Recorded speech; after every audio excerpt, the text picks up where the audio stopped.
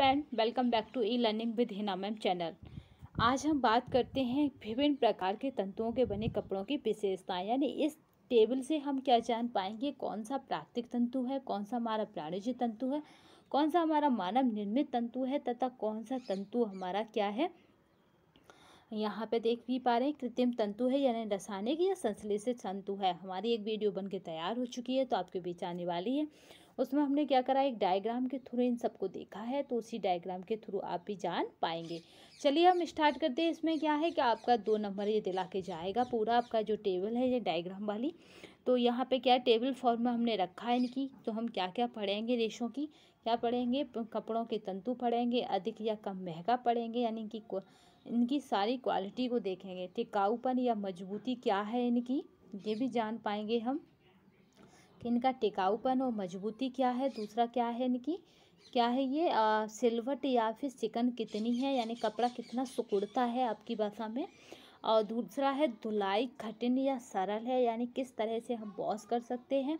आरामदायक या कष्टदायी है, यानी किस मौसम में हम इसे पहन सकते हैं। तथा देखभाल व सुरक्षा, यानी किस तरह हम उसको स्टोर करके अपने घर में रख सकते हैं, यानी किस तरह हम उसको क्या कर सकते हैं, सुरक्षित रख सकते हैं। विशेष विवरण में हम देख सकते हैं कि क्या उसकी अलग से क्वालिटी है, यानी यूनिक कैसे है, वो दूसरों से अलग कैसे है, ये होता हमारा विशेष विवरण। ठीक है, तो चलिए हम शुरुआत करते हैं। हमारा सबसे पहला रेशा जिसको हम क्या कहते हैं, फाइबर्स ऑफ किम कहते हैं, ये हमें बना चुकी है, तो आपके बीच आने ही वाली है ये वीडियो। तो अब तक आपने अगर इस चैनल पर ना जुड़े हो तो जुड़ जाइए। तो हमारा ये चैनल कौन सा है, रेशा फाइबर ऑफ किंग, यानी ये क्या है, ये कौन सा तंतु है, ये रेशा रेशों का राजा कौन है, तो वो हमारा सूती यानी कपास, इसको हम बोलते हैं कपास या फिर कॉटन। तो इसको ये क्या है, कम महंगा है, ठीक है, पर्याप्त टिकाऊ है, और ये याद रखना ये प्राकृतिक जगत का वनस्पति रेशा है। ठीक है, प्राकृतिक तंतु जो तंतु होते हैं उसमें वनस्पतिक तंतु है। ठीक है, बहुत है। सिलवट और चिकन की बात की जाए तो आप बैठे के तुरंत ये क्या हो जाता है, सिकुड़ जाता है। धुलाई कठिन और सरल है। ठीक है, तो यहाँ पे क्या है, सरल है, उबाल लेने से रोगाणु मर जाते हैं, यानी उबालने से इस कपड़े पर कोई इफेक्ट नहीं पड़ता, जबकि रोगाणु मुक्त हो जाता है। इसीलिए इसको क्या कहते हैं, बहुत अच्छा कपड़ा माना जाता है, क्योंकि इसमें से रोगाणु हट जाते हैं उबालने पर। ग्रीष्म ऋतु में विशेष रूप से आरामदायक है, पसीना सोख लेता है, ये क्या करता है, पानी को अपने अंदर ऑब्जर्व कर लेता है। तो पानी को सोखने की क्षमता कौन से रेशे में है, तो वो आपके सूती रेशे में यानी कपास में है। देखभाल कहा जाए तो स्त्री बार बार यानी इसको प्रेस करनी पड़ती है, क्योंकि इसमें सिकुड़न बहुत आती है, जब धोएंगे तभी प्रेस करना पड़ेगा। गीला कपड़ा अधिक मजबूत हो जाता है, ये आप याद रखना, ये आ चुका है कि इनमें से कौन सा रेशा है जो गीला होने पर अधिक मजबूत हो जाता है, तो वो आपका है किंग, यानी फाइबर्स ऑफ किंग आपका कॉटन। तो ये गीला पड़ने पर अधिक और मजबूत हो जाता है। अब देखते हैं हमारे पास 2 रेशे हैं, कौन कौन से हैं, हमारे प्राणिज रेशा, ये दोनों ही हमारे प्राणिज रेशे हैं, यानी रेशम और दूसरा ऊन। यहाँ पे कहीं कहीं आपको बाल भी मिल जाता है, बाल की मार्केटिंग वैल्यू अभी बहुत है, यानी बाल 4000 रुपया किलो चल रहा है। तो इस तरह पर ये क्या करते हैं, हम रेशे में किसको पढ़ते हैं, प्राणिज रेशे में विशेषकर रेशम और ऊन को। तो ये दोनों ही क्या है, महंगे हैं।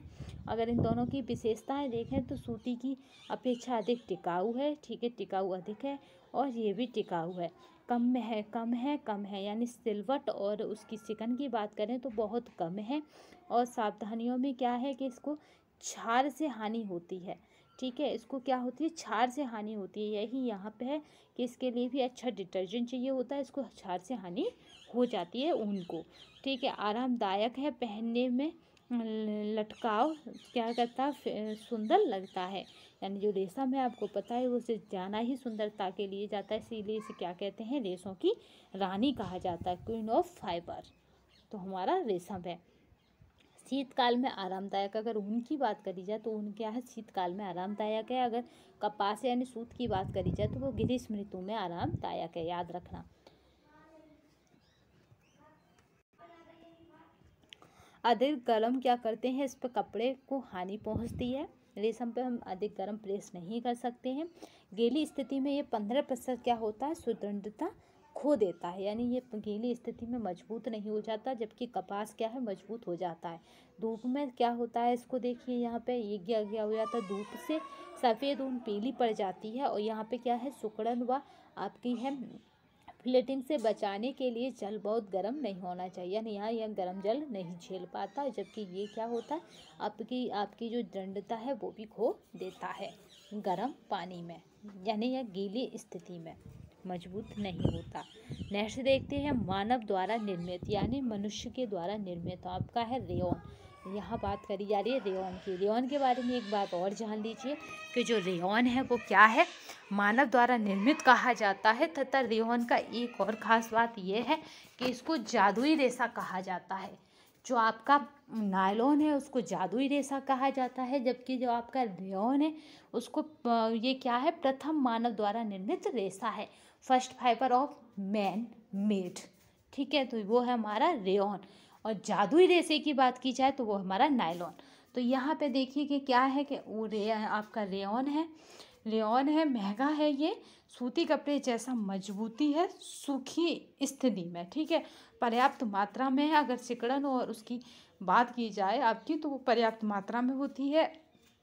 अधिक गर्म पानी में क्या होता है नहीं धोना चाहिए। ग्रीष्म ऋतु में भी आरामदायक है और तथा क्या करता है ये पसीना सोख लेता है, जिस तरह आपका क्या था कि आपका कपास भी सोख लेता था। धूप से हानि होती है 70 से 80 आपका अंश से गर्म पानी जो सेंटीग्रेड तक गर्म पानी से धोना चाहिए। तो यहाँ पे क्या है ये गीली स्थिति में कमज़ोर हो जाता है, जबकि कपास क्या था गीली स्थिति में मजबूत हो जाता है। जबकि आपका रेशम है वो 15% क्या करता है अपनी दृढ़ता खो देता है गीली स्थिति में। ठीक है, अब बात करते हैं कृत्रिम तंतुओं की, यानी रासायनिक या संश्लेषित। कृत्रिम तंतुओं को और हम किस नाम से जानते हैं, वो है रासायनिक या फिर संश्लेषित। तो यहाँ पे हम बात करते हैं नायलॉन। ये क्या है बहुत महंगा है। नायलॉन क्या है आपको पता ही है कि कृत्रिम तंतुओं में नायलॉन बहुत मार्केट में पूछा जाता है, बहुत महंगा है, सुदृढ़ व लचीला है, सिकन के कारण पर ये क्या है सुदृढ़ व लचीला होने के कारण टिकाऊ है। ठीक है, सिकन नहीं पड़ती है इसमें, ये सबसे अच्छी इसकी क्वालिटी होती है। साधारण गर्म जल व संशोधित डिटर्जेंट से सरल है। ठीक है, जो सादा पानी होता है हम उसी में उसे धोते हैं। हल्का व मुलायम है, गर्मी के दिनों में कष्टदायी है, यानी गर्मियों में रेयॉन क्या करता है हमें कष्ट देता है, क्योंकि इसका चमकीला सा कपड़ा होता है तो वो क्या करता है पसीना नहीं सोख पाता इस तरीके। अब इसको क्योंकि इस पर सिलवट नहीं पड़ती, इसमें खुद में ही चमक बहुत होती है, तो इसको प्रेस की भी आवश्यकता नहीं होती। 130 अंश से 135 सेंटीग्रेड से अधिक गर्म स्थिति कपड़ा नष्ट कर देती है। अगर आपकी क्या हो प्रेस गर्म होगी अधिक तो वो क्या करेगी इस कपड़े को जला देगी। अब आपका है पॉलिस्टर यानी टेरिलीन और आपका है डक्रॉन।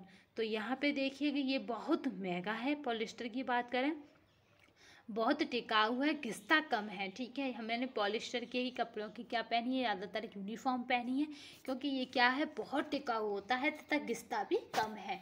ठीक है, तो बच्चों को इसी कपड़े की यूनिफॉर्म ज़्यादातर पहनाई जाती हैं। सिकन नहीं पड़ती है इस पर, और इसमें जो धुलाई है वो क्या होती है साधारण पानी से की जाती है, संश्लेषित डिटर्जेंट से सरल है। ठीक है, अत्यधिक गर्मी के महीनों को छोड़कर वर्ष भर आरामदायक है। तो यानी जैसे जून का महीना है तब गर्मियाँ अधिक होती हैं, मई और जून, तो ये क्या होता है स्कूल तो तब बंद होते हैं। तो यानी अत्यधिक गर्मी पड़ने पर ये क्या होता है कष्टदायी है। वैसे तो सारे मौसम इसे पहन सकते हैं। इस्त्री की बहुत कम आवश्यकता, यानी हम कभी कभी 3 महीने 4 महीने बाद कभी कभी प्रेस कर लिया करते थे, इतनी कम आवश्यकता होती है। 135 सेंटीग्रेड से अधिक गर्म इस्त्री क्या करती है इसे जला देती है। अगर हम प्रेस लगा के कुछ काम करने लग जाते थे और प्रेस अधिक गर्म हो जाती थी और हम क्या करते थे डायरेक्ट आके उसी कपड़े पर रख देते तो वो चिपक जाता था। तो यानी क्या है कि अधिक गर्म प्रेस आपकी इसको जला देगी आपके पॉलिस्टर को। ठीक है, तो आपने पॉलिस्टर पढ़ा, अब पढ़िए ऑर्लॉन। ऑर्लॉन क्या है बहुत महंगा है, पर क्या है ये टिकाऊ है और इस पर क्या होता है सिकन या जो हमारी सलवट होती है वो नहीं पड़ती हैं। नायलॉन की भांति है, ऊन की भांति गुदगुदा है, यानी इसमें भी क्या है फ्लूविंग है, यानी ये कैसा है स्पर्श करने पर गुदगुदा महसूस होता है। हल्का है, शीत से सुरक्षा प्रदान करता है। अगर बात की जाए ऑलोन की, तो ये क्या है, ऊन की ही भांति है, सेम इस तरह याद रखना।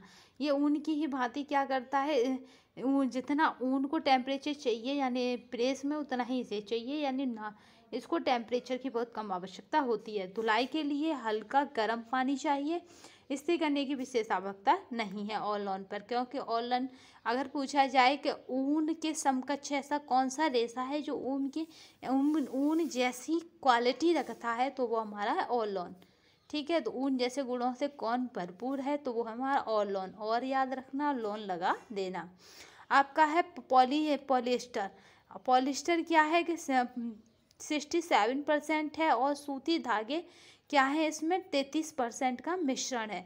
ठीक है, तो ये हमारा पॉलिएस्टर क्या है, यहाँ पे पॉलिएस्टर था आपका टेरिलीन डेक्रॉन का, और यहाँ पे जो पॉलिएस्टर है वो पॉलिएस्टर का 67% और सूती धागे का 33% मिश्रण है। ये भी पर्याप्त महंगा है, ये बहुत महंगा था। ठीक है, पॉलिएस्टर का सब्स्टिट्यूटर इसे कह सकते हैं। ये क्या है, टिकाऊ है, बहुत कम सेकंड पड़ते हैं इसमें, पॉलिएस्टर की भांति है, यानी पॉलिएस्टर साधारण डिटर्जेंट से धुला जा सकता है, साधारण जल से धुला जा सकता है, इसी तरह इसको भी हम धो सकते हैं। आरामदायक सभी ऋतुओं में है।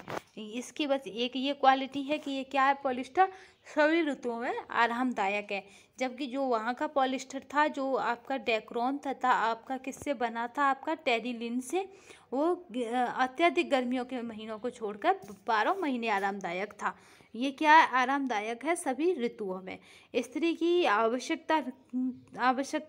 स्त्री की कम आवश्यकता होती है, यहाँ पे भी प्रेस की कोई आवश्यकता नहीं है।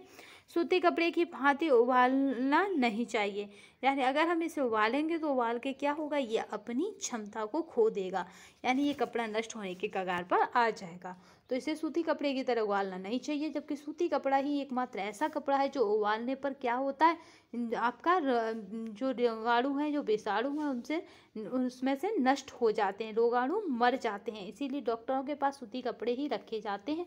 जब वो क्या करते हैं, क्लिनिक उनका साफ होता है, तो उस कपड़ों को उबालने में डाल दिया, उबले पानी में डाल दिया जाता है, तो वो कपड़े फिर न्यू हो जाते हैं। तो ये क्या है, रोगाणु मुक्त केवल हमें एक ही कपड़ा मिला है, वो हमारा कपास यानी सूती। तो इसीलिए हम कपास को रेशों का राजा कहते हैं। ठीक है, याद रखना। तो आई होप आपको ये डायग्राम समझ में आएगा। इसकी जो PDF है वो हमारे टेलीग्राम चैनल पर आपको मिल जाएगी, तो परेशान होने की आवश्यकता नहीं है। अगर अब तक आपने जिस भी टॉपिक को ना पढ़ा हो, जिसको आपको पढ़ना हो, तो आप उसे हमें कमेंट बॉक्स में बता सकते हैं। तो टेक केयर, अपना ध्यान रखिएगा। तन परीक्षा नज़दीकी है, तो बस एक ही टारगेट याद रखिएगा, 100+, और उसी को ध्यान में रखते हुए अपनी तैयारी कीजिएगा और जुड़े रहिएगा। धन्यवाद।